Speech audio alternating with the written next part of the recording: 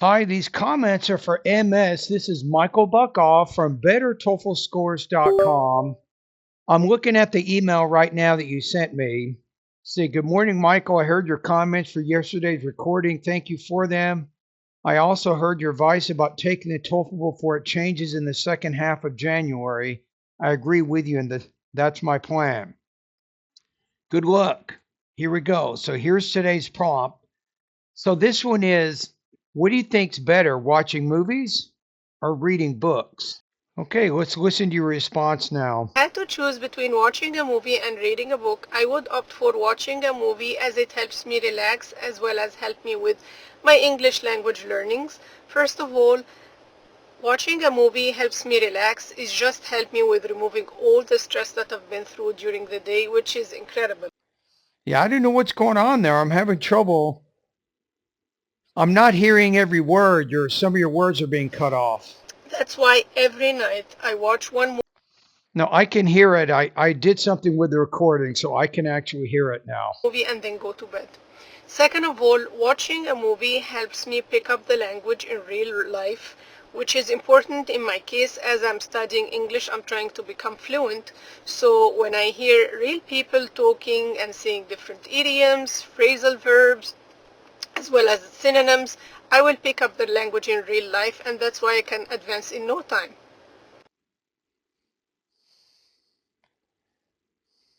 Okay, so we got it. Okay, so this time I had to re-record it. I was having trouble when I downloaded the file. I was having trouble actually listening to it. But when I saved it and then listened to it again, I was able to hear it clearly. So the only problem is right in the beginning here. So let's give it a trial run. Let me listen to the whole thing once. Here it is right here. If I had to choose between watching a movie and reading a book, I would opt for watching. I would up for. You can't use up like that. You could say I would be up for. So I would use up after the be verb, or you can replace it with favor. I would favor. Watching a movie as it helps me relax as well as help me with my English language learnings. First of all, watching a movie helps me relax. It just helps me with removing all the stress that I've been through. Okay, it helps me relax. Now, do you have any particular movie that you could name? Did you go to a movie last weekend or in the last month? And maybe give an example of that movie to help illustrate how it helped you relax. Let me check your language use right in here. First of all, watching a movie helps me relax. It just helps me with removing all the stress that I've been through during. See, it helps me relax, just helps me. Maybe put and it helps me too. So maybe put the word and in there to help link those ideas together. Day, which is incredible. Yeah, I don't know what's going on. Yeah, don't worry about that comment here when we get past that. I watch one movie and then go to bed. Second of all, watching a movie helps. So I like the use of second of all. So this time, unlike the first practice test you sent before, you're controlling your verb tenses better. You're talking about a present and possible situation. You're using past tense verbs to convey that implied reality. So I think that's good. So your verb tense control is good. Me pick up the language in real life, which is important in my case as I'm studying English. I'm trying to become fluent. So when I hear real people. Now, this is a little bit awkward how you said that. Let me go back to that sentence there. It sounds like some of your words are being cut off. That's why I go to bed. Second of all, watching a movie helps me pick up the language in real life, which is important in my case as I'm studying English. I'm trying to become fluent. So when I. So maybe when you get to the that dependent clause there. Watching a movie helps me pick up the language in real life, which is important in my case as I'm studying. Which is important in my case. So I think you need a longer pause between case and the next sentence. Sounds like you have two different sentences there. So make sure you have a final pause after your sentence, your tone falls, then you move on to your next idea. In English, I'm trying to become fluent. So when I hear real people talking and saying different idioms, phrasal verbs, as well as synonyms. I will pick up the No, this is good. I like how you're naming those phrasal verbs, synonyms, and so on. That's a good strategy. You're providing some concrete detail to help support your ideas. language in real life, and that's why I can advance in no time.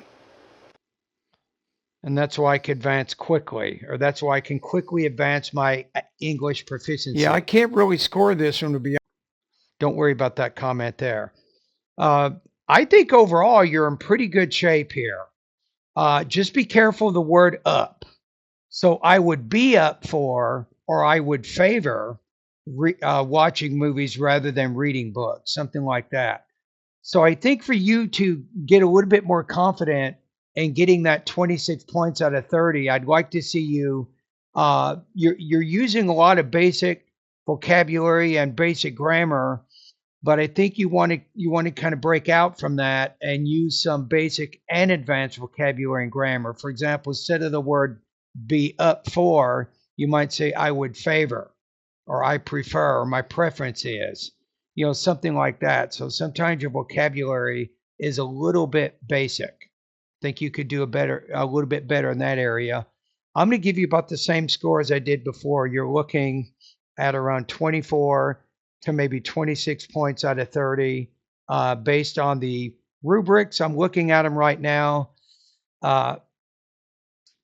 We have 4 well-paced flow speech is clear, minor difficulties with pronunciation or intonation pattern. I think you had some minor difficulty. You're probably between 3.5 and 4 with your delivery. Language use, let's see, effective use of grammar, a high degree of automaticity, good control, basic, and complex. I'm going to see you have pretty good control basic vocabulary and grammar, but you're not using a lot of advanced vocabulary and grammar. So I'm going to say between 3 and 3.5 there. I think you're doing better with the topic development. You're getting more specific in the kinds of details that you are using. So I'm going to put you at around 3.5 to 4 in the topic development area. All right. Now I'm going to put some things in the email for you that's going to differentiate between basic vocabulary and basic grammar, and kind of contrast that with advanced vocabulary and advanced grammar.